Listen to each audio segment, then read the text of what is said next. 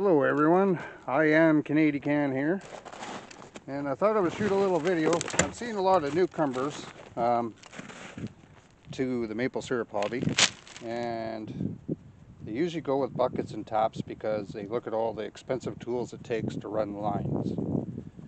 The cheapest I've seen and there's various tools for various situations. And the cheapest I've seen some is like $70 American. I'm up in Canada here. By the time I buy a tool that's $70, one tool, $70 American, get it shipped up here, it's like $130, could be upwards of about $130 after exchange rate and shipping. To me, I'm only tapping about 20 trees. That's not worth paying that kind of money for a tool that I'll barely use. And you don't really need to. If you're just getting into this and you don't want to run buckets and spiles, you can run tube, and it actually works a lot cheaper. Basically what's going on here is the cheater method. My version this is a French press. Pop the screen off. Made up a thing of boiling hot water off the stove, roughly 100 degrees Celsius.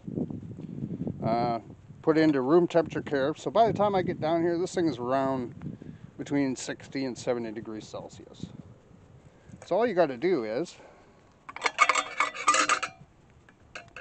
pop in about 3/4 of an inch of your tube for about 10 seconds. So 1, 2, 3, 4, 5, 6, 7, 8, 9, 10.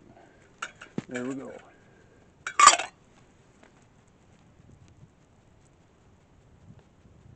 And push it all the way on. There you go. You don't have to go buy those expensive tools to do it. You could just do it, and the water's sterilized. It's, mine's spring water. It's not even town water. It's fresh spring water, sterilized by boiling it. I'm not introducing any pathogens and bacteria and all that other fun stuff, but there you go. I'll tell you. And if you want to save yourself the hassle of carrying this around the bush and speed it up some, I make all my drops in the house in the evening.